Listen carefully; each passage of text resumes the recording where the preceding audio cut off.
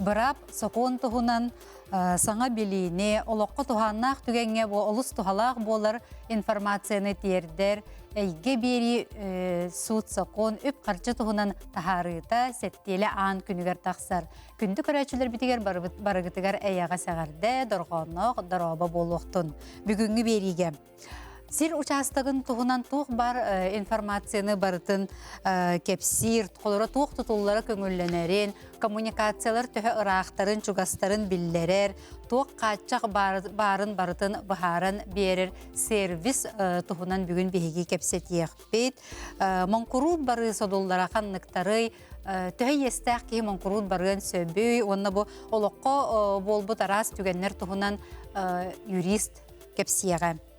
Онна сударство өттүттен өйөбүлләк, оғын болжақтақ уруну программатын туғынан білияқпет. Бұ төһі қарчыны уғағындағыны сударство отчону әбен берер ден бұ кірджік туы, кім кіттен сөбүй, төһі қарчыны уруну оқпытын сөбүй, оны бұ қарчы мәктеләқ дуы.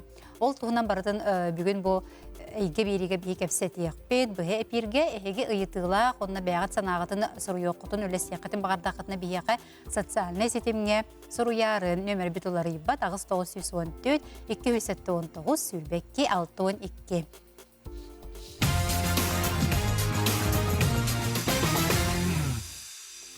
Мағын еті беребет сағылын тераппетен бұл бейге олыс туғалақ, абыраллақ сервис туғынан кәпсет еқпетсе, бұл градостроительная проработка онлайн ден инструмент туғынан, сервис туғынан бұл беребет түхімеға, нұчалы тылынан барыға, бейге ЛЖПТін көрсуе қайын.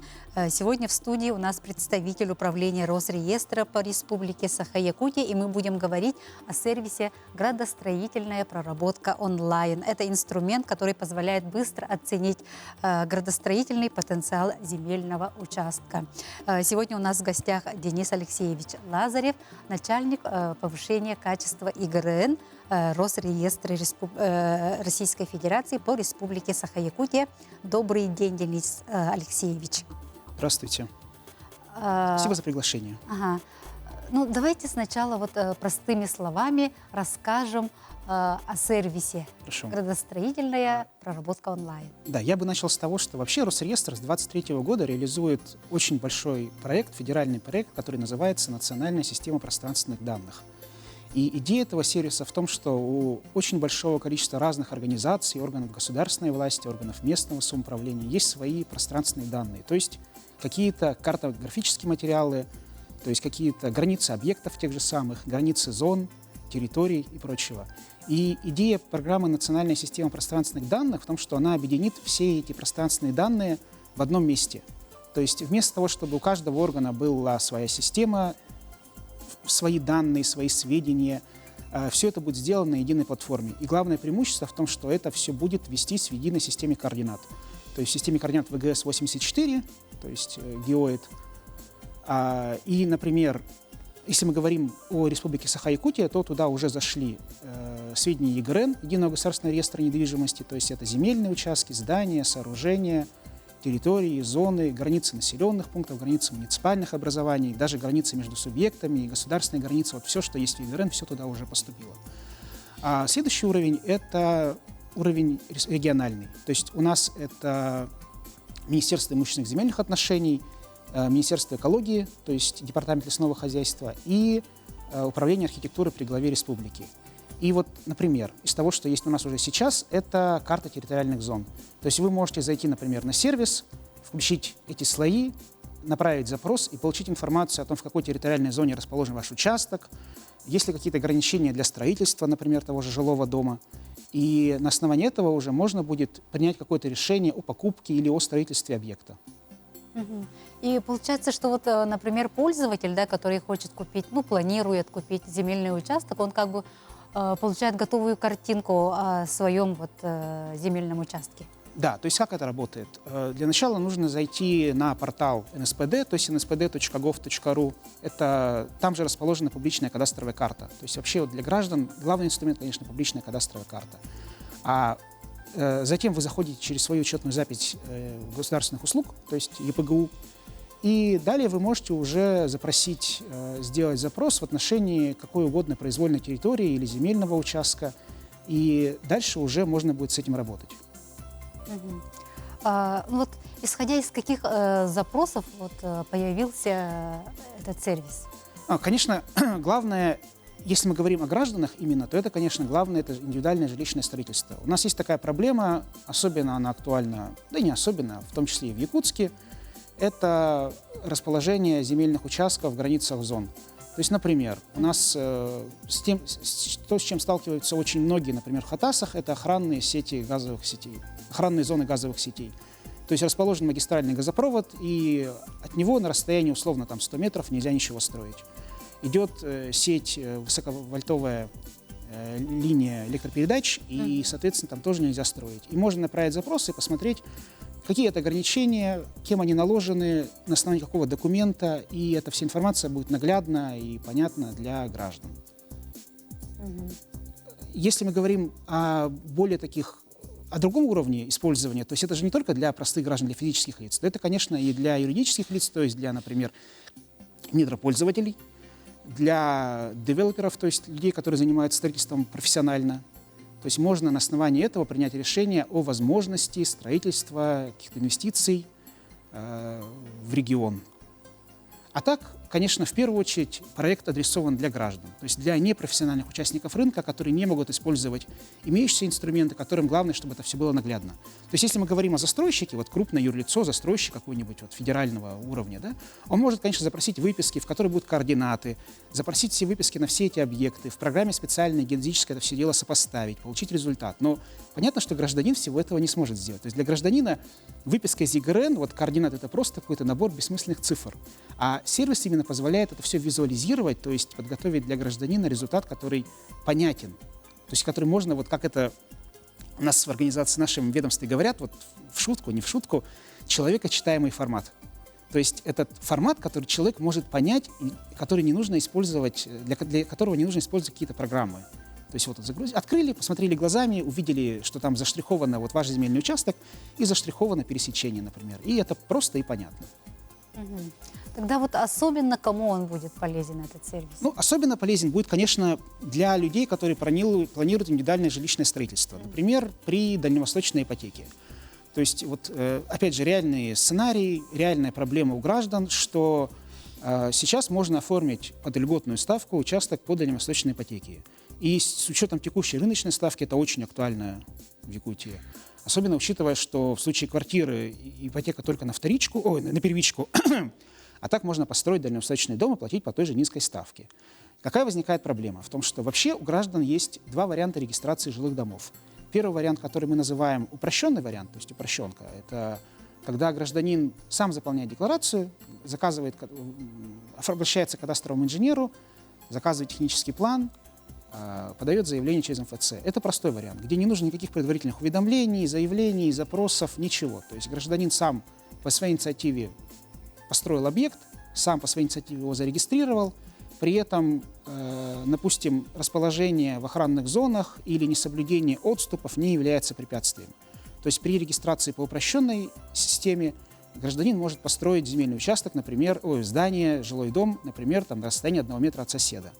Это, конечно, нехорошо, это неправильно, но при этом он сам на себя берет эту ответственность. Второй вариант, если мы рассматриваем дальневосточную ипотеку. То есть при дальневосточной ипотеке банки требуют, чтобы граждане получали уведомления о соответствии планируемого строительства, которые он запрашивает у муниципалитета. И как раз там муниципалитет будет смотреть отступы, смотреть зоны. И именно поэтому сервис позволяет предварительно оценить возможность. То есть можно зайти на сервис, нарисовать, например, контур планируемого вашего здания, то есть просто рисуйте квадратик мышкой на карте, направляете запрос, и он покажет, что там расстояние от границы 3,5 метра, а минимальное расстояние 3 метра. Значит, у вас все хорошо. Охранная зона газовой сети расположена на расстоянии 10 метров, ваш дом в нее не попадает. То есть, и в таком случае уже можно опираться на эти сведения и на основании этого принимать решения. А какие действия нужно выполнить, чтобы получить этот человекочитаемый отчет? Для того, чтобы получить человекочитаемый отчет, нужно зайти на портал, то есть на nspd.gov.ru, это портал Национальной системы пространственных данных.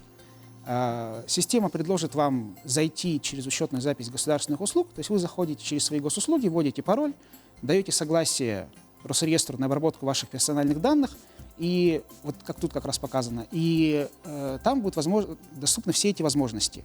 То есть помимо градостроительной проработки на портале НСПД очень много других функций. То есть там есть земля для стройки, то есть можно найти земельный участок для строительства. Правда, Якутия туда еще не попала. Земельный участок для бизнеса. Мы во втором потоке, у нас это ожидается в следующем году. То есть там будут возможности для именно оформления земельных участков. Также с будущего года кадастровая оценка будет через портал НСПД осуществляться. Можно будет подготовить схему земельного участка, если вы, например, хотите оформить участок. Можно будет подготовить схему участка для дальневосточного гектара. То есть в конечном счете все эти сервисы, все эти услуги перейдут на портал НСПД. А вот сейчас, если мы говорим именно об использовании функции градостроительная проработка, гражданин заходит на портал и нажимает кнопку «Градостроительная проработка». И дальше у него есть, соответственно, различные варианты. Первый вариант, что он вводит кадастровый номер земельного участка. То есть вводит кадастровый номер, там 1436, и дальше еще 12 цифр. И нажимает кнопку «Выполнить градостроительную проработку». Второй вариант, более интересный, что можно на карте мышкой нарисовать границы территории. То есть, например, тот же самый планируемый вами дом или планируемый вами земельный участок, который вы хотите после оформить. То есть вы рисуете земельный участок, он покажет, возможно ли вообще там этот земельный участок оформить. Возвращаясь вот к земельному участку. То есть гражданин, например, решил проверить свой участок, ну или тот участок, который он хочет купить. Он вводит кадастровый номер, нажимает кнопку «Провести градпроработку» и получает результат. То есть, в принципе, все просто, все понятно. И главное преимущество этого сервиса в том, что он работает очень мгновенно. То есть информация предоставляется в режиме онлайн, то есть не нужно ждать там несколько дней, пока обработается результат. То есть все поступает сразу же и на основании сведений ЕГРН в первую очередь.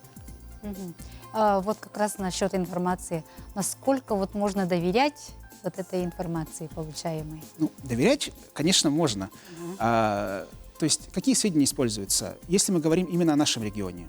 Как я уже говорил, Якутия у нас во второй очереди реализация НСПД, поэтому у нас еще не все элементы загружены. То есть, допустим, в Иркутской области слоев гораздо больше. У нас что есть? У нас есть сведения ЕГРН, то есть земельные участки, здания, сооружения, то, что я уже говорил. У нас есть ГИС-ОГД, это Государственная информационная система обеспечения градостроительной деятельности. Это информация от Управления архитектуры при главе Республики Саха-Якутия. У нас есть карты сельскохозяйственных угодий, например, от Министерства имущественных земельных отношений, и другие карты. Ну, в данном случае мы говорим про человека, то, конечно, нас интересует то, о чем я говорю. И есть также границы лесных участков, этих защитных лесов, ну и прочего от Министерства экологии и лесного хозяйства Республики. И вот гражданин ввел кадастровый номер и получил результат. И если мы говорим о том, насколько эта информация это актуальна, сведения ЕГРН актуальны. То есть сведения ЕГРН выгружаются на публичную кадастровую карту и, соответственно, на этот сервис в течение 2 часов. То есть вот вы зарегистрировали сегодня в 9 утра участок, в 11 часов он уже появился на публичной кадастровой карте. Как все быстро. Да. Соответственно, информация от органов обновляется в момент, когда они нам ее направляют. То есть у нас сейчас есть платформа взаимодействия, то есть там через REST API, допустим, то же самое Министерство имущественных земельных отношений направляет информацию в Росреестр. Насколько она актуальна, это вопрос к органам, которые информацию предоставляют. То есть, если они это делают, как положено по закону, в течение 5 дней, то, конечно, она актуальная. Но главное, что основной массив сведений – это, конечно, сведения ЕГРН, и они актуальны. То есть разница в пределах 2 часов. Хорошо. Ну, а вдруг, да, пользователь увидит ошибку? Есть ли механизм вот какой-то обратной связи, чтобы он смог достучаться? Да, конечно, на портале есть такая возможность. То есть при получении отчета выходит меню всплывающее «Сообщить об ошибке». Соответственно, гражданин, который считает, что в сведениях информация или отсутствует, или устаревшая, или недостоверная, может нажать на эту кнопку и направить обращение в поддержку, и в течение 2 недель она будет рассмотрена, информация будет обновлена. Если мы говорим именно об сведениях Росреестра, то можно направить обращение информации в Росреестр. Для этого есть множество способов. В первую очередь, конечно, обращение в письменной форме через сайт, во-вторых, через портал государственных услуг, в-третьих, через новую платформу обратной связи. Сейчас вот есть новый сервис, опять же, который был запущен в 2023 году, называется платформа обратной связи. и в нем можно сокращенными сроками направлять обращения в множество органов, то есть там буквально сотни органов государственной власти, местного самоуправления, в том числе и в Росреестр. Соответственно, если будут выявлены какие-то устаревшие недостоверные сведения, вы нажимаете кнопку, и сведения обновят. И вы получите, соответственно, исправленный отчет после исправления этих сведений. А можно ли вот с помощью этого сервиса, например, да, получить разрешение на строительство? Вот увидели, да, вот все, можно строиться, и тут же подали. Нет, тут надо сказать, что на настоящий момент информация носит справочный характер. То есть заявителю, то есть лицу, которое обращается, готовится отчет, он носит справочный характер. Но при этом с будущего года планируется реализация не разрешения на строительство, а уведомления о соответствии планируемого. То есть, все-таки разрешение на строительство получают на какой-то, скажем так, более серьезный капитальный объект, например, на вот как здание этой студии. То есть вот на него получается разрешение на строительство, разрешение на ввод. А если человек строит жилой дом, там немножко другая процедура, называется уведомление о планируемом строительстве, уведомление о соответствии планируемого. То есть гражданин планирует строительство, уведомляет, что он хочет вот в этом месте построить, и вот как раз вот это будет реализовано с будущего года. То есть с будущего года как раз на основании градпроработки можно будет сразу сделать запрос о предоставлении, о направлении уведомления о планируемом строительстве. Также отдельно планируется в будущем году, что на основании результата градпроработки можно будет подготовить схему земельного участка для постановки на учет. Ага, Денис Алексеевич, а сервис платный? Да, надо сказать, что сервис платный. То есть пока шла первые 3 года почти тестовая эксплуатация, тестировался сервис, он был бесплатным.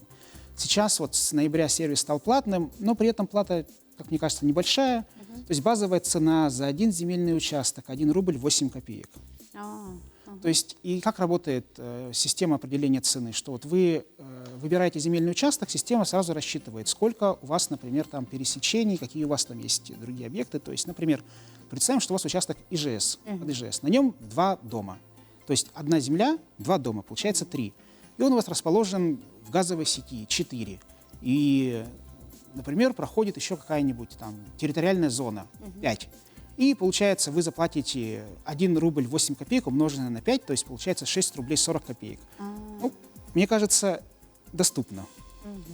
То есть при этом размер платы на настоящий момент не индексируется, то есть он зафиксирован в законе, в постановлении правительства 1 рубль 8 копеек базовая цена. Также ожидается, что будут предусмотрены льготы для определенных категорий, то есть для малоимущих, многодетных и так далее. Но это пока еще в проработке. Следующий момент, что если вы закажете большую территорию, то есть вы, допустим, очертите большую территорию, там десятки, сотни участков, там, соответственно, за каждый участок 1 рубль. Это для физлиц. Для юрлиц в 2 раза дороже. При этом отмечу, что это все через портал государственных услуг, то есть вы готовите запрос, вам приходит уведомление о том, что вот вы заказали такой-то земельный участок, и размер платы составляет, допустим, 10 рублей в итоге по расчету системы. Вы оплачиваете эти 10 рублей, и там в течение буквально там, часа к вам поступает итоговый результат градпроработки в виде отчета от Росреестра. Ну, сервис новый же, да, и в каких регионах он сейчас работает полноценно уже? Ну, что значит, тут вопрос, конечно, что считать полноценно, да? То есть на всей территории Российской Федерации, включая и Крым с Севастополем, загружены на портал все сведения НСПД. Соответственно, именно в части, все сведения Росреестра, именно в части сведений Росреестра портал полноценно работает. Если мы говорим о регионах Российской Федерации в целом, то в этом году все регионы вошли в НСПД. Вот, как я говорил, у нас в Якутии уже все слои, которые планировались, уже все загружены. То есть у нас, если так сказать, проблема только в том, что не все территориальные зоны в принципе установлены. То есть есть такой момент, что, допустим, вот есть муниципальное образование, маленькое село, маленький наследник. И вот у него тоже есть карта территориального зонирования. И вот он должен до 2027 года внести эти сведения в ЕГРН. Но, к сожалению, вот они это не сделали. Такие случаи встречаются. Но если мы говорим о больших, то есть, Якутск, Мирный, Нерюнгри, Ленск, Алдан, вот все вот большие райцентры, то в них, конечно, вся эта информация уже имеется. Хорошо, Денис Алексеевич, нас спрашивает телезритель. Здравствуйте, у меня одобрение на получение земли пришло из гектара. ну, дальневосточный, да. Дальше должна подписать документы, но до сих пор через сайт не могла подписать. И там было сказано, что можете через уполномоченного органа, но я не знаю, кто мой уполномоченный орган. Тут надо смотреть, какой у вас земельный участок.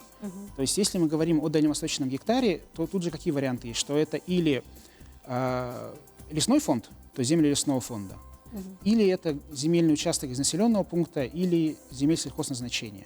Соответственно, если вы выбрали на карте земельный участок из земель лесного фонда, и вы видите в результате, что у вас написано в проекте, что это земельный участок, категория земель лесного фонда, соответственно, полномочный орган – это Департамент по лесным отношениям Министерства экологии Республики Саха-Якутия.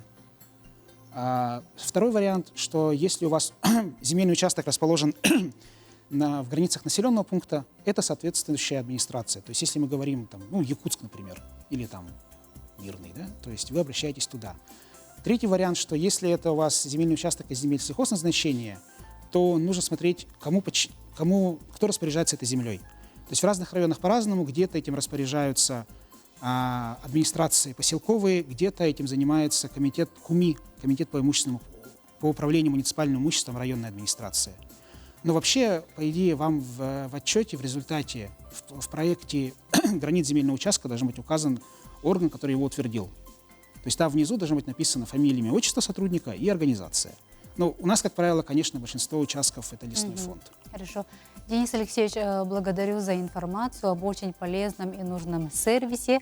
Благодарю еще раз. До новых встреч. До свидания. Күндү көрәчеләр бит биһиге билеген кылгас огуюк кеннеттен монкурут бары туһунан кепсет яхпит.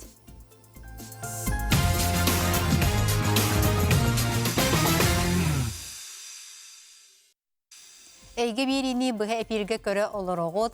Олы қарасы чурдарыгар оғыстаран кехета ескі кейрен сөп, баңға да болуын, бір дилен жоңғы дағаны, коммунальный төлөбүрдерге, оны тепі білген қаралан ес берер тәрілтелерге дағаны. Бұ мандық түгенге то кеге қаян дағаны саныр, бұтчағына бұ монкурут бар бұт кеге дуден. Олар әрі монкурут бары содулларыттан кеге құттанар, бүгін бейге ол тұғынан кепсет еқпет, бері бітігер, ұлжыппытын көрсіе қайын, бейхақы кәлен олырыр Виктория Игорова, юрист. Виктория төкүнүнен. Хатын санатын биге урут бери битер эме бу монкурут бары туһунан кепсеп пеппет. Олар әрі бу кең тема боллага ди. Олен отон амыстан бери бит салыңтер хем бир кепсет санатыга кайын бу ким монкурут уны төһө естак ки барын сөбүден. Законға суруллар жарынан 500 тыңынчаттан таққа естәк боллақтарына кредиттерінің үсі просрочкалақ боллақтарына онна боллағына қатчылара кредит төлүрігер тейбәп боллағының гражданин банкротствоға берен хөп. Онтат бұл соқонлар оттат күн айы олария туралдар боллаға дей, белеген тоқ олария бары, бұл монкурут бары бәд. Билигин хамы улахан уларии боллагана бу анрахылга болбута билигин суттар булырын суттарга хыджар тох ботак обязательный ботак улахан мандык спорера бар боллагана сутка хыджар болбуттара хеп юристтар олата банкротса гражданин басар боллагана полностью законга хурулла хыджарынан ди суд документинен көрөрүнө кыджик басар эбиттен бәти решение тахарар хеп онна атынтан тохара ол бааннары кытары спорт тагыстагына хаятагына юристтар судка хыджан алырлар. Отон бу ымпыгы чымпыгы элбак болла ди, олора эн бен бу эйгагатан бу манкуру парыгытыгар эме үлелехегин, эн коловра бу тук сүбени берен этей бу манны коловра балыгыняга кирбит жоңга. Инник балыгыняга кирбит жоңга мен тохтен сүбелемеде. Әбәт юристка баран консультацияларналарын гына тойдерген улаханың ары юристка манның банкротство түтүнөн консультациялара баско. Тога дедергер бир ситуацияны то случай кепсеп хеп. Бир клиентка вот калла капсиронна мен бо ипотекага естакпен кредиттар бар естакпен кайда кайыбыны ден ыйталаста бартын кинеха капсаты үтче токуйданым ден барам барда потом Итче бир хылынан төптөрү келди. Оннетер ипотека бун буджабыттара жем хок болла билигин бу мәне кредиттары мәре халлылар банкротствога барган багараун пенсия буттан бутута хыджаллар диете хәп. Аны внесудебный банкротство бары билебит. Импутсының ха. Ол онна берди би жылата чөй байтык бүтте ехим бартын соттулар кынан баран бутугенге ипотекалар жетин хүтердага деп. Ол бәйте бир соғытық жетеді. Ол ипотекада бар биреметигер тугары кынан хагалабыт эте болдар, билигин банкротствога бир соғытық же ипотекага бар болланы суд қалларар. Ипотека ехин соппот, оннук же төлі хүджуттарын күрдік төлілер, онна бәлдергер қалан қалар. Ота атынестерин бартын хотоллар. Ол ехин инник ситуацияға түбестақ қатына или кыян бұл бұхарым нымары кынны мейінде дақыны юристарға бар бұтордық болар. Тоқары сүбе малы дейбі күрдік.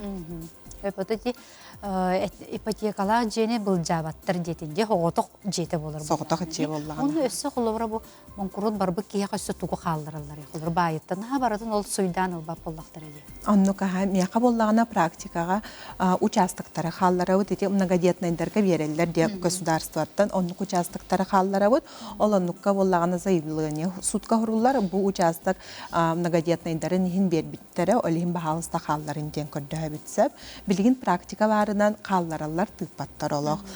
Потом масынаны мия қалларалар. Масынаны боллағана барыларғар болбаққа ситуацияттан көрілдер. Хәп, например, билигин практиканы нети дәребнеға олырар жонлар олонны үлелілер, пропискалақтар, оғылақтар, оғылары скола ғыджалар, оны дәребнегер автобус, соқ, ем боллағана де, общественный транспорт, оны ыттар, ыттыры кейм бар болуқтарын сөп боллады, олығын онлық масынаны қалларалар.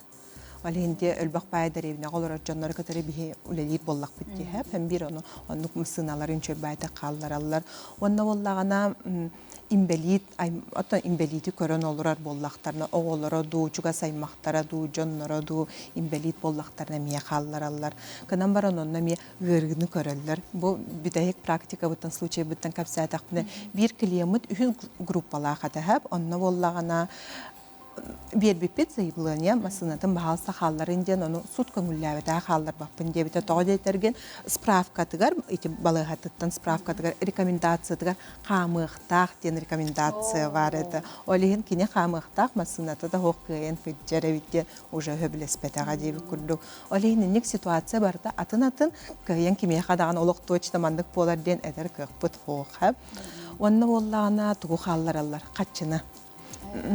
Например, билин өлбақ пая жөнер жиелері хоқ боллақта арендалан олар боллады. Оны билер бит күрдік банкротстваға бар бит кеге доходуттан прожиточный минимум әралықтаға бәтігер, оны оғыларығар. Прожиточный минимум бұл хүрбе весілға трудоспособный кейіға хүрбе ғыстығынша. Оны, например, бұл үлелер официально де 6 тұғынша қамнастағы, онтын хүрбе ғынылар. Оны астатыға закон бұғытынан конкурсной массаға ұяйы кредитордарға барын еқтақ тенсіп.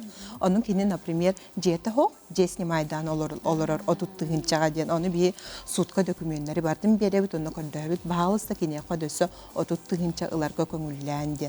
Оны суд бардым бербеккелер, оны көңіл берер. Отчағына кені ол прожиточный минимумынылар болар, оны арендатын төлір қатшытынылар болар.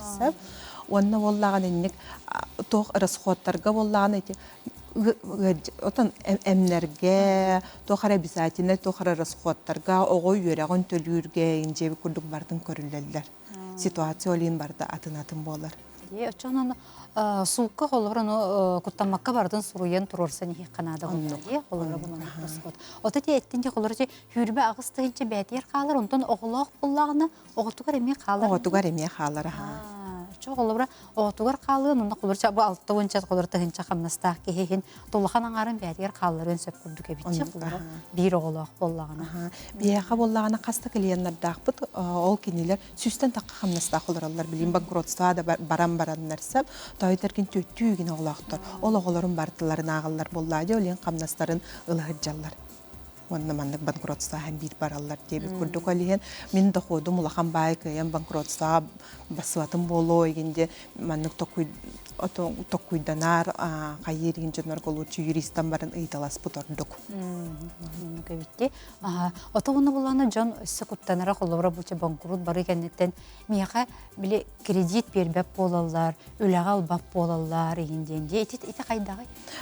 Последствия это боллагана законга хорулла жардан манныктен гражданин 5 жыл банкроттен статустах болар һәп 5 жыл. Оларда 5 жыл игер иккистен банкротствога барар кыга хокатын естенен каллагана, оны 5 жыл игер кредит алган багарар болланы обязательно этектак банга. Мен бу процедураны аспытым бу 5 жыл игер денсеп, ол онны этектак аны бан уже бәйте токкуйдур. Кредит берерин ду хогунду деп күрдүксеп, оны последствия там боллагана ток 3 жыл игер юридическое лицо болбат алата компания кыйын арибат тарибет индивидуальный предприниматель болбат, если бу банкротство не индивидуальный предприниматель болагыджу боллагана, онна боллагана 3 жыл игер руководящий должность кыйын үлеләбет.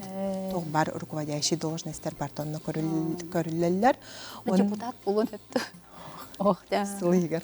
Потом 3 жыл игер боллагана банковской страховой деятельностька катчыны кытары напрямую кыйын үленир браба хох болар. Эти последствиялары итере бар, атын тоқтаны последствиялары хох. Олихин эти үләгә кыйын килбеп биттен ота ите түтүгер кирәре кымыджоннор боло киннерге нук ота 3 жыл кыйын килбеттер боллага. Атак по кредитам болланы кредитная история то барстойдук хеп такканы хеп обнуляйся кынан калар курдук болор. Кихи кыра-кыралан саңаттан эми хагылыр. Конечно, банкротство кентем потом тиен келлакна улахан сумманы ипотеканы кимданы hem bir бербеп боллади оны хамый бастыкы курдук кыра-кыралан хаңылык канада. Примерно не курдук. Оза тазы дойдуга барыган хепти оннук. Барыакка хеп, даже бу процедура биремедигер барыакка хеп. Бияга боллагана манны кастаганы клиент нақпытса манны олог за границей олора хамы Ирак клиемы канныгата Индонезияттан хеджереді. Олонтан боллагана нотариальная доверенность, ата доверенность юпутуар сохи буппутагайса. Ол онтан хеджан кайыр банкротствотан хеджер тоқтаны проблемата хоқ учейдик барта баран хет. Вот эти 500 тыгынча диете битти. Оны те бу 500 тыгынча игер тоқ болуын сөбі. Бақанлық иестері. Барыта қолбан 500 болуын хөпту. Эпетер қолбары баңға 500.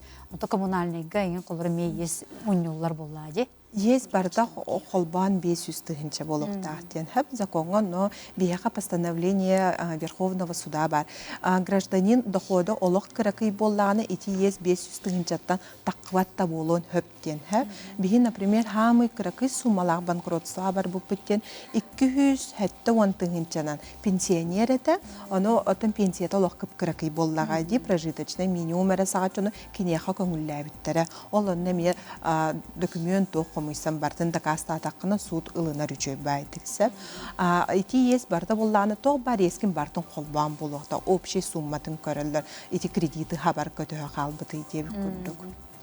Онтан қолыра алименға естәқ жоннор бар болалар. Жоны отчоғыны бұл кенелер ол алимендара хотуллан қалырды? Банкротства болланы хотуллуат естерден балдар. Хәп алименнар олы хотуллуаттар, субсидиарная ответственностен сотуллуат олата болланы тоқия. Бұл тәрелікті тойыны бола ғыджуыт, onun, например, қамнастарын төләбетақта, оны судунан ол қамнастарын ейін субсидиарная ответственностен суд решенията бар болланы ол ес сотуллуат.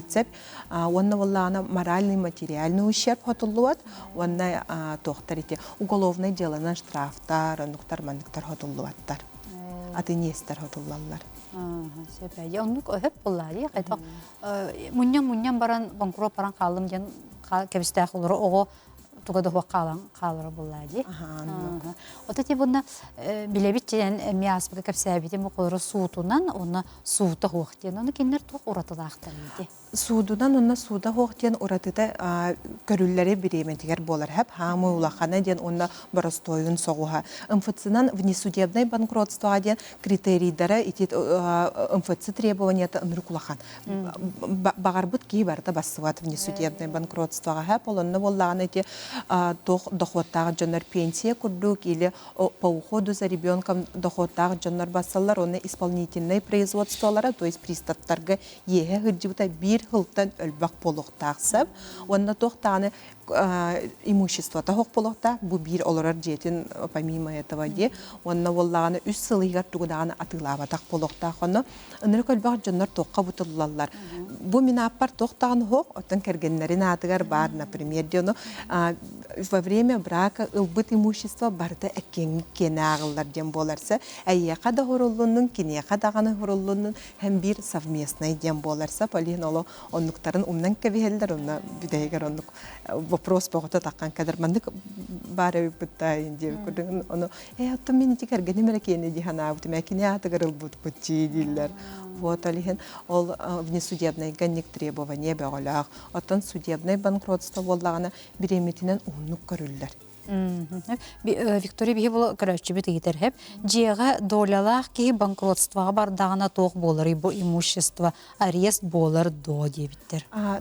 Жи керген қолыбыра мен оғылырды ағын болады. Чо бұл оғылыр кенерейін бар тағатылдан қалырды, чо долялары? Долялақ боллақтар етіні көрек. Қанады единственный жильёду хоқту денсеп. Единственный бұл соғыта қолары жейлері боллағана тыпаттар олақ. Оның жығыджар оттан 2 қағысту жейлері боллағана именно бұл банкротстваға бар бұд кихи долята атыға таққар дем боларса, оны қаста кихи долялақ боллаға де, оны, например, атын жонларға, ол жеға долялақ жонларға амбастан предлагайдылар. Бұл әйгеттіні кітар бирке оларар кихиге банкротства барда, кини долята тыға таққықта әйге ылығын бағар баққытта де. Амбастан кинлерге предлагайдылар, кинлер атқаста мұттарын кеннетте бейді атыға таққар. Атыға таққар айден электронный площадка бар, оның таргинын таққар, тарги боллағына қастағаны таптақ болар, амбастан сынаты үрдүрке барар, 2 хеме сынаты үрдүрке барар, 3 этапы уже сынаты неделя өтүхер болар. Атылы хатчы көстөбет ағын еде? Онна бұл урут боллағына банкротство бұл ағаланар биреметігер боллады. Мен он әтті ғылттан банкротстводан жарықтан ауынсап. Етіннік таргиға кімдағаны участвуйдава әтеді. Олық туғдағаны баттар әті. Кімді туғдағаны батағына оның жы бәғар жы қалан қалар.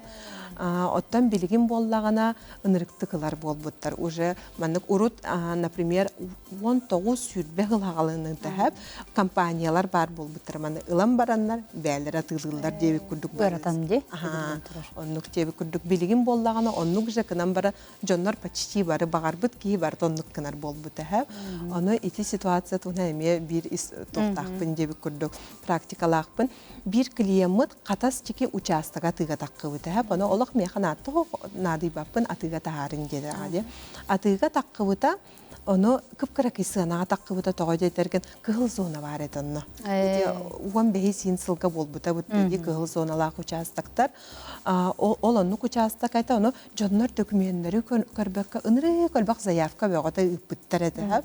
Onu tantargibut bıtta kıybıt ki определился, onu kıybıt ki çada kavor butun zaklüçaydı. Bu dokümen dem beriller bollaydı. Onu ara ol ki görür kıhıl zona barar. Min atkastana vındir hep ılbapın dir onu bir atkas oңорорго 2 kurduk nada. Ana olan ne oldu kastağını ağız ki onduk zayafkı pıta bulaksa patılavın diye onu ol bastığı ki atkastamı pola ikiske predlagaydılar onun baran heller sapalien ol atkas pıtın bardan komu yok pıtı ordalı почти baltarahıl bol pıta. Yani ник банкротство те kurduk alem банкротство сроктары не судебный именно ким дağını kaydaqtan eldetten epet ehiye kolokmanlık bolu diyen вот alem онтон мантан бартыттан тутулуктаак боллагади рассмотрение. Тоттон бу внесудебный банкротство чокка 6. Бу күнгө бердим, бу икке бердин ровно 6 бүтерден болар. Ол гынамар ирде билен хал бага битти. Баратын тутугук канада. Онтон эти колора сети мебли жигерген төнүннакка колора бу кергене че колора эрки банкрот барды. Онтон очогуну бу кергенигер ойгор бу жаяр да кайдагам эди. Колор кені моңгуруп бар бита. Кайдактаганы жайбат киниттен боллагана ото эти имущество түтүгөр бу гражданин банкротства бара турар биреметер имущество ылбат бәтин атыгар тугамит атылган кебистагана ди уже совместно нажита идем болар на банкротство сразу атыга барар болар. Олин ол биремега кергене банкротства барар тураргар тугуда кыныман нада. Үлелен сөп камнагын ылын сөп кайдак бар должностька хыджын хөп заграницу хыджын хөп кине кайдактаганы нукада каябат. Кені қамнахаттан ең топпаттар ол біле. Еске де. Туппаттар, аха. Сөп. Наға жоту кірджік бұл мұңқұрут бары ден олыс. Біле есегер кейдаққа олақ өссі әлбән барыда тұрыр де. Онна боллағаны білейін ете тоқ. Кредитордар білейін бағынар үнірік активнай болбыттар. Банкротствоға өлейін боллағаны мен жонларға қайым сөбелейім еті. Банкротствоға барыған бағарар боллаққытына, тоқ күйданар боллаққытына, үчіге юриста болан каян дебі күрдіксіп, тауайдерген білейін бағынар үніріктік суытқа кіттар болбыттар. Лоқтығы бардың қайылар дебі күрдік. Виктория мақтанабын, бұл олыс әме тухалақ информацияны бігеге көрәтшілер бітердер дебіккер, оны сөме ханавар отын бұл теманы өсті дағаны ұрытығықпытына келер. Спасибо, Листани. Күнді көрәтшілер біт, емілеген әме ұғойы кәннеттен көрсі жоқ біт. Ратыман.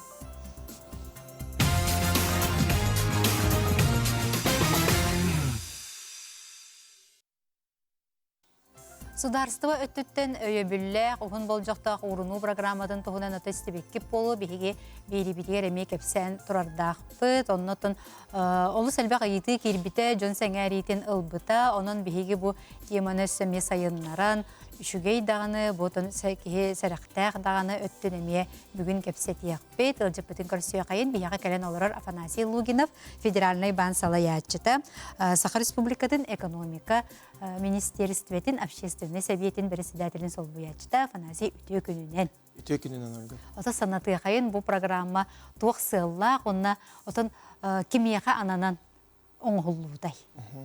Антон бу программа 2000 сүрбөтөт сылга үлелен хаңалабыта. Государственная программа, на замену атын программа кэлбите хэп. То где-то олнина он сыл атын программа софинансирования лахулялир это ол программа болжого биттагади. Олхен олон нугар атын населениега анан программа келдер биттере үлелеп биттере буларын хэп. Жиңер эти чаханы жонго аналлах программа. То где-то Билен туран билеген әлбәқ бағай кихи билер кихиләқ пенсионный сағын тиен баран салғы симбир үлели турар. Тоғы детаққа пенсия тибет, официальный пенсия размера сүрбе 5 аңар тыгынча, антон прожиточный минимум буланы сүрбе 6 тыгынчаттан ұрдық. Олхен пенсия тибет. Бей бары үчөйдік олырықтың бағары болақ бітте. Олеген салғы бейін 5-бетін 6-5-бетін туалан баран симбир салғы үлелі тұра бұд. Олеген әдердерге преимущественно атак 7-5 саскадылы ханнык бағар кеге ұғын бол жоқта құруну программаға кейрен сөп. Именно білін әдер састан қолабыр әбей бәйті қатчытын мұньян вычет илан, софинансирование илан, бәтин капитал, долгосрочный пенсионный капитал, оңором баран уже пенсионный сағығыр тейден баран үлеләбет кына сыллах жеңер. Сохранение качества жизни ден. Олық бұт үшігей болдың ден ондық программа. Уғын бол жоқтақ. Очоны ис қоғаны қайдағы мен қолыбыры бұл сударство болағына ән төхі қатшыны урағындағыны очоны әберденді, еті ұрыннақты. Антон, онны гынан баран ограничениялақ әп. Жеңер чағына кеге төхі бағар улахан сумманы урон сөп онны. Минимум 2 тыгынчатна хаңалан гынан баран қасты миллионынан дағыны урон сөп ол программаға. Антон, государство болағына атут алтары тыгынча софинансируйдур. Олеген Мутабыта де? Саму лапыта. Эмнік ограничениялақ, оны 10 сылы бұға ондық бері. Олата максимум 360 тыгынча берер государство. Холобыр, ити берер суммата доходуттан тутулукта. Холобыр, кеге дохода ағоғын тыгынчаға тибет болдағаны среднегодовой. Отчоно бир хаковайга бир хаковай берер. Но не более тут алта тыгынча танулаппат. Холобор 10 тыгынча чағаны кеге урдағана государство эми 10 тыгынча берер. Атут 6 тыгынча урар булган атут 6 берер. Арай 100 тыгынчаны угар булганы син бир атут 6 тыгынча берер ограничение. Антон дахоппут агогантан 100 тыгынча дылы булар булганы атчоны 1 хакковайга 5 копейка харчы берер. Аңарын. Холобор 100 тыгынча урдака 5 тыгынча. Атут 6 тыгынча берер ограничение. Антон атут 6 тыгынча урдагана 10 тыгынча угар. 5 барган булади. 10 тыгынчага 5 тыгынча. Антон клиент дохода 105 тыгынчантан ордук буллагана атчоно сүрбе 5 барган. Сүрбе 5 харчы 1 хакковайга берелдер. Холобор 10 тыгынча урдака 2 ар тыгынча. 100 тыгынча урдака сүрбе 5 тыгынча уголдар. Максимальное софинансирование улар багалах буллагана атут 6 тыгынчаны 104 тыгынча уголта акчагана кеген. Отчоғына сударство 10 сылы туқары сылайы тұхамы әлбәбеті 36-ны уғар. Олар мен ұқтар. Әбер. Олаты хамай кітчабыда мен түйәні оқпын сөбек олар ол қатшыны ларғындақпын. Ата самый кытчабыта холобор доходун агоган тыгычтан ордук болбатак буллаганы среднегодовой официальный НДФЛ налоговыйнын көстөр уллагади атут 6 тыгынча атчону атут 6 тыгынчаны полностью лаган. Самый кырата атчону 100 брагын доход курдук болан халар. Ол үрдүнүн инвестиционный доход бар, ол үрдүнүн налоговый вычетылыкка. А так жиңер 2 тыгынчаттан хаңаланар, атчону 2 тыгынча угар буллаккана 2 тыгынча би эме государство берер. Олар доходу мага тыгынча болар булланы ди. Оттан колора бу баңы уруну денеме бар ди колора. Ол онтон токуратылагы. Антон бастыкынан баңга уруну раз болжоктак болар хеп. Бир ыйттан он 3 сылгыдылы хайдак багар угоккан сен, уна бастыкатынан надыйдаккана сразу же берелдер. Брахына да хох, брахына акта болын сөп. Арас атын условиялах инде билдердах ин болар баанайы хеп. Оннан ите страховката буллагана банкене, ханнык бар банкене 1 400 000 максимальный. Ити ухун болжокта уруну программата буллагана 2 900 000 гадыл. 2 түгел улахан страховката. Онна 15 сыл. Хеп. Ити эдердерге ханнык бар кехеха 15 сыл болжокта. Олганан баран ити болжок атчан сөп холобур. Бехен бескер эбертер алтон саскан уже толбут булакканы досрочно принцип ылыаккан сен. Онна атон жиңер бан урунута расходная операция көрүлөн сөп. Бу программага расходная операция хох частично. Илар булакканы полностью уже договору расторжение ламбараны уже полностью эре ылаган. Унна доходу хох болон сөп холобур основаниен хох буллагана. Того детакка ити бан урунутун ханнык багардын даганы устаган. Антон ухун болжокта урунуну багардын даганы устаган гынан баран софинансирование бакын инвестиционный доход бакын бәйн урбутара хатчыгыналаган. Ити инвестиционный доходу унна софинансированияны вычеттары еген бәгәр халлар багалак булакын ачыгына ол болжогу туттуктакын эбетер тутук кунада эбетер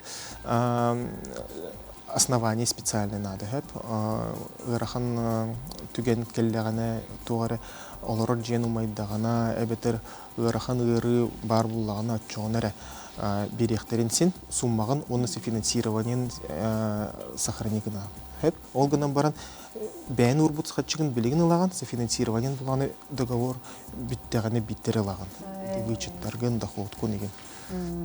Ота иис денеме бар ди. Ол нукка кадар марыныр болбатак туми. Антон иис кретик майгыныр того детака иис индивидуальный инвестиционный счет эме ухун болжоктак билигин. Эме вычеттак гынан баран страховката хох. Хеп бастыкынан иккихинен буллагана ухун болжокта уруну программанан негосударственный пенсионный фонд үлелер уллагади.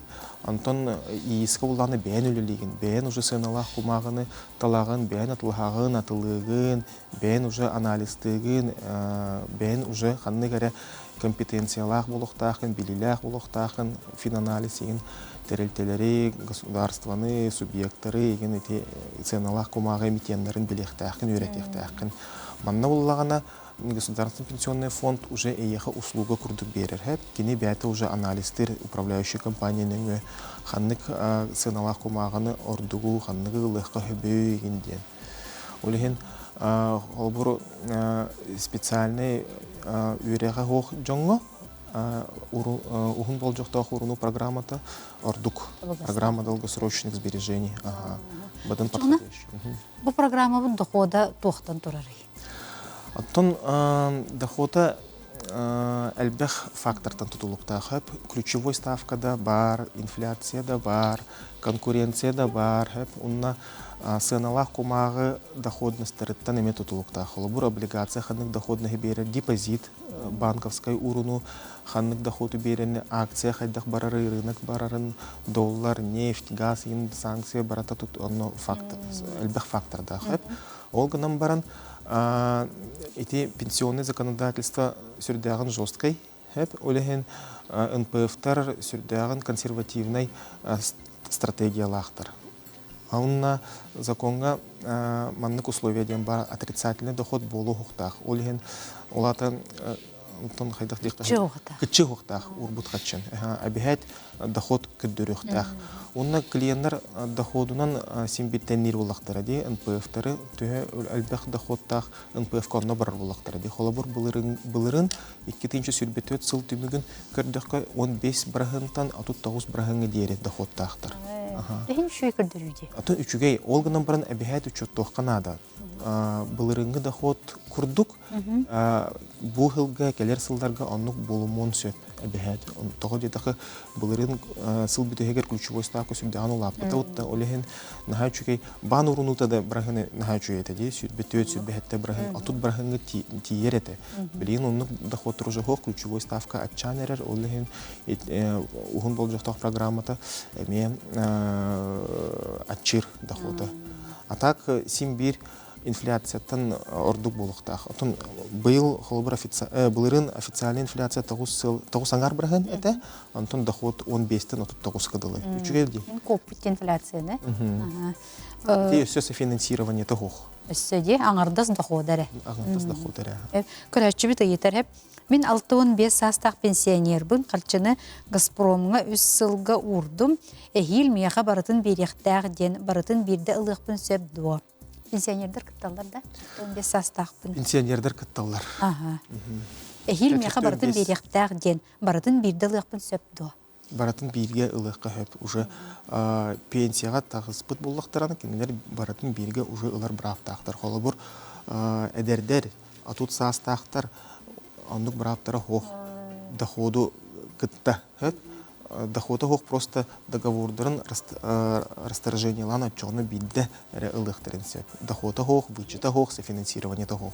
Эрделар боллақтар. Эрделар боллақтар. Аны бардың сохрани гынар бағалақ боллақтарына отчоны 15 сыл бүтін кәнне биддері ылалар. Доходун де, оны софинансированиетін. Софинансирование вычеты деген. Налоговый вычеты хайдах ылабыны, налоговыйға тиен әтебін дуа бұқылары программа. Антон налоговыйға тиен декларациян таларухқа хен, әбеттері налоговыйға білен үшөбі личный кабинет бар. Онна НПФ-тар упрощенной форманан уже предварительная информация на килдерячилер. Олеген личный кабинетка кирем баран, просто подтверди гыных Канада. Утагат, он хасамеке күнінен уже подтверждение кален ол хатчыты келер. Леген простой. Бұл программатын вычеті төхін ұлалар ешчауына қалыра. Отыз алтыны ұрбып боллақтарын. Антон доходтан тутулуқтақ, олы бір білген прогрессивный школақ бітті. 13 брахынтын сүрбекке брахыңыдылы.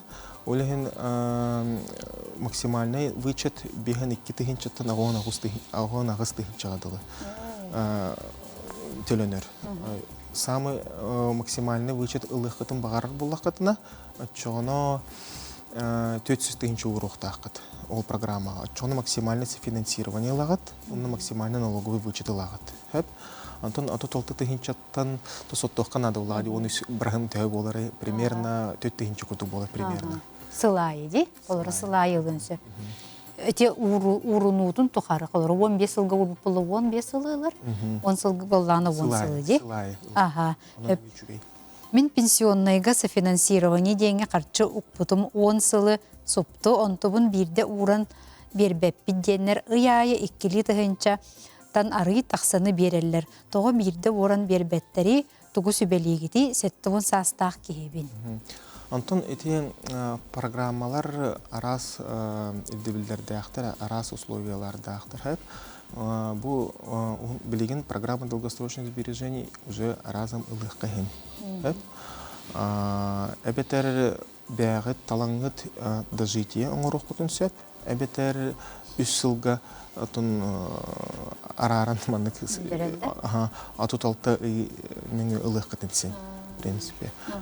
Вот отун эрдә кирбит программаны оны лучше пенсионный фонга баран биле канада. Оны атын условияларда. Договоры көрөк канада. Договоры көрөк канада. Того дете билеген бу ханга программа билеген кепсетер программа булырын да кийде үләгә.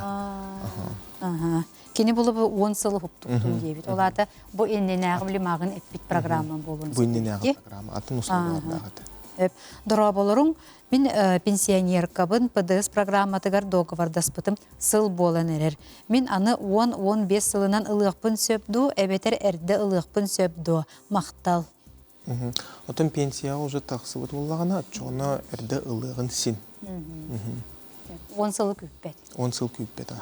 Ол гынан баран қолыраты бір әрі ғыллағыналар болады. Bir сыллағы софинансирование, bir сыллағы вычет. Онны бір сыллақ вычет білген берілі бәт, тоғы детаққа вычетыларға үш әбетер 5 сыл тұтуқ қанады. Доходын ылар. Доходын ылар. Біле сударыства софинансирование ылар. Оны доходын ылар. Антон вычет бұланы ұғын соғыз тұтуқ қанады. Это уже налоговые условия. Налоговый кодекс. Конкретно отут алты тыгынчабын кепсибин срогун баңга обязательно этияхтак этибит дуа.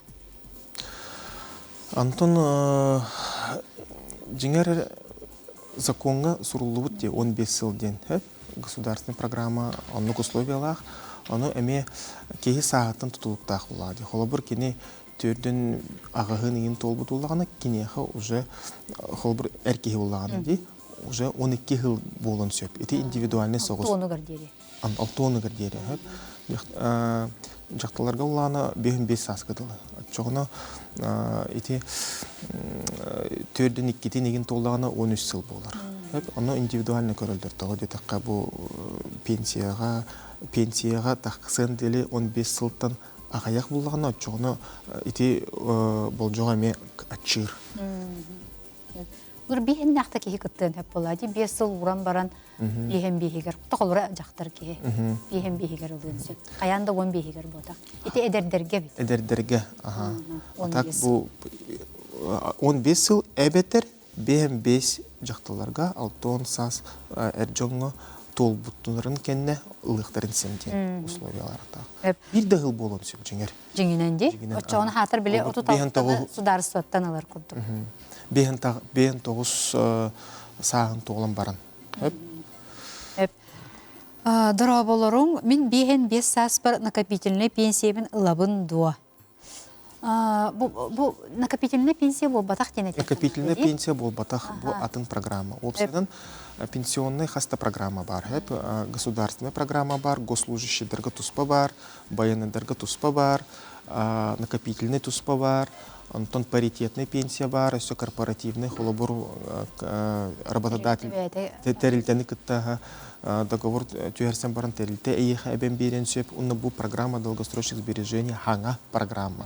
Бұл рыңыттан кейді, онны кейі бәйті хатчы уғуқтақ накопительный пенсияға бұлағына хатчы бәйті кейі урбат еті. Өсе индивидуальный пенсионный план бар әме. Онны бұл программалар атын-атын условиялардақтыр, атын-атын үчігей дәқтір. Білген бұлағына самый үчігей, самый барыстақ, самый социальный дебет курдук хэп элбэх преимуществолах именно программа долгосрочных сбережений угун бол жохтох уруну программа дит сахалды булагана. Отон кини бу олгана баран накопительный олоннугар ытын хэп ти бу программа. Олоннугар ытын сөп олганам баран ол накопительный чагыгар кини вычетылбат софинансирование эме берилбет. Кини того детакка кини урбут хатчыта болбата куллага. Дети страховой взностан терилте урбут хатчыта. Кини кихи именно бәті хатчы урбут буллаганы отчоғнары софинансированиялар оны вычетылар. Антон ити булла накопительный буллаганы бир хармантан атын хармаңы урбут курдук болан қалар. Сөп. Орчу кини доход эрелден хепебитти биле. Доход эрелден инвестиционный. Инвестиционный доходу нере. Онна ити сумманы досрочно эме ылбат. Холобор бәтин урбут хатчытын досрочно ылын сөп. Накопительный буллаганы әбетер пенсия тақсам баран, әбетер 15 ылын бейді бар. Дұраболырың мен иіз денге урдар бұтым үс сыла. Ол сұрога бұйыл ағын қалбыт, отчоғына мен вычет ылығпын сөп дуа. Иізка сылайы вычет ылығқа хен. Холобор Иккетинче сүрбе үс сыл вычетін ұлбатақ болақытына симбир білеген декларация оңыруқ құтын сөп, тұттарық құтын сөп. Иккетинче сүрбе үс, сүрбе төт сыл, икки сылын сыразу. Чекені ылған әп болағын. Үс сыллағытын тәңінен ұрыт ұлбатақ болағына. Төрдүшті бәхесті сылға қатшы ұғылуыт болағына вычет ылыққа хен. Онна ити именно ууппут буллаққытына бейдері ылағат. Холобор иккетейінші сүрбе икки сылға ағылыбыт иіз буллағына, оннары урбут буллаққытына сүрбе үш сылға за 2022 ылағат. Антон за 23 бейді қапейкі урбатақ буллаққытына уже ылбаққыт. Уже ыллаққыт тибастықы сыл. Именно ол сылға.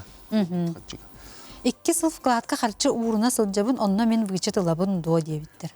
Вкладка вычет ылбаттар, билеген наоборот вкладтар при определенных условиях налог да тутулуын сөп. Үлеләбет пенсионер бұл программаға келбет болағына вычет ылбаппын до дебит. Үлеләбет пенсионер. Антон кені хатчы урар буллаққана доход ылар, унасы финансирование ерелар. НДФЛ төләбет улғана вычет хантанды ылбат улар. Ылбап бұладе. Дұраболырың пыдығыз ден банк айы бар до. Беге балтыра састақ оғыбытығар оңағыз сағығар дерев қылат оңыруқ бұтын бағарабыт, қайда қарыйық бұтын сөбүй, кергенім участник СВО, кені пенсиятын автоматически вкладқа ұйта тұруққа сөп до. Үчіге етейді. Эти оғығы накопительное страхование жизни РР Ордук. Банайы бар болбатах ити ПДС. Ити банга уже кәлен ыйты Канада. Ханнык банга холобур картағыт бар.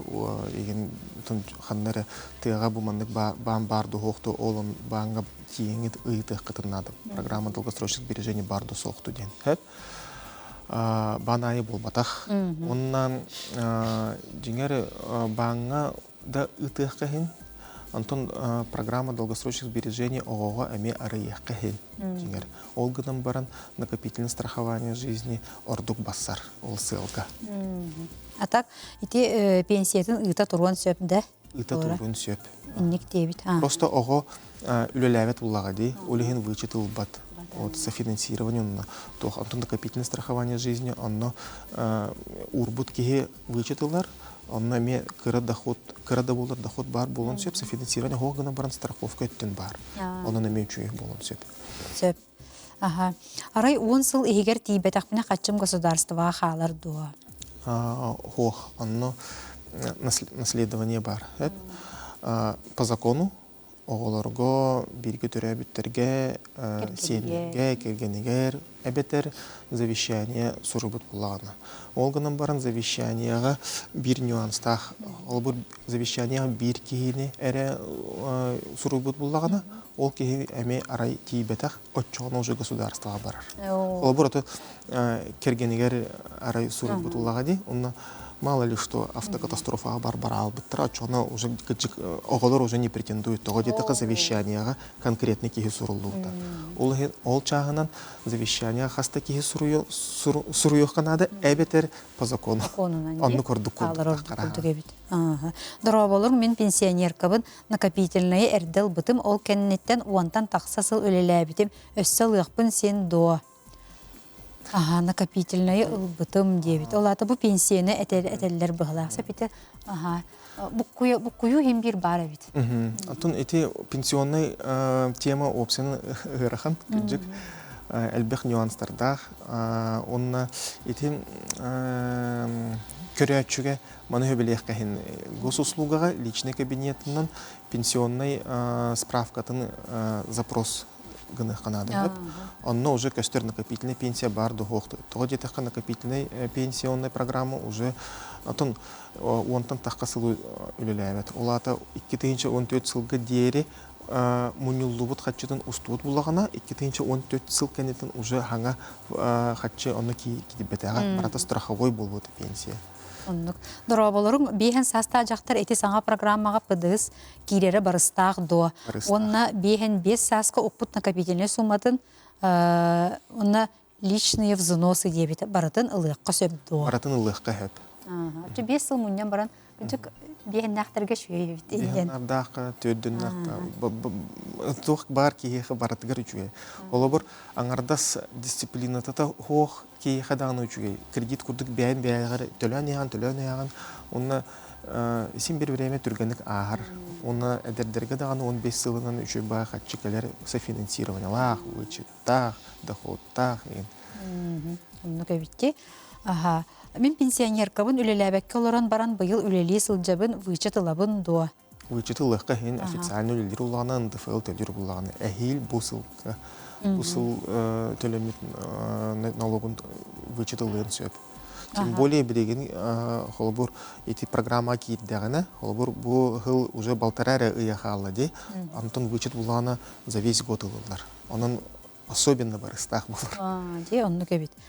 Дороба, мен түрден ағыз састақпы накопительныйым негосударственный фондаға сытар ПДС арыйбытым. Онны мен накопительныйы ұтыққа сөбдуа. Ұтыққа сөбгінім баран ағы қанады төхі барыстағын. Онны нюанстарда қаме қолы бұр накопительный чағы ПДС-қа ұрдаққа уже эти программы бүтерегердері дылы ұлбақын хөп. Антон бағар уже пенсияға сотыру таққар олады. Түрден ағым дебет. Бағар уже биринен сразу же ылын сөп. Оны түген бар болын сөп. Оны сотты қанады. Түхі әлбәқ сумманы мұнылды бұту, неген оны өсі коэффициенттардақ. Ол бұр 5 бірғынтан совокупный пенсионный накоплениятын ордық бұлдағаны әбетер кірі бұлдағаны. Эти пенсионный фонды билех Канады. Мен бұллағына көрбетім еті ПДС-ке бәйім накопительный час. Накопительный. Оны нахал бәқ мұнылыға тағы олығын чай анды бардың деді. Онынша қылғыстық мет үмікке әтияқайын бұл программаға килдәні кейі сударстваттан өйе білілер, төхінік бұтуғар. Олғынымар мұңыда бұта тұталдыда. Сылайы бұл онсы әтін ұғыр бұтын тоқары бұйчатылар. Онна өссі бұл инвестиционный доход. Инвестиционный доход. Онна барата гарантированный. Мектелер 2 миллион ағыз сүйіске дейді бітті. 2 миллион ағыз сүйістен жағдылы. Личный кабинетка бартын көрек қайын. Мақтанабын Афанасий бүгін әмекәләңген наға жүдік баратын бұхаран бербеккер. Бұл отын әлбәға еті кәлі, оның әме жон сәңәрейдің олыс бұлар. Мақтанабын бары үшке Еқі мақтау. Күнді көрәтшілер бет анығыз кефирге мекір сүйіққа дейірі.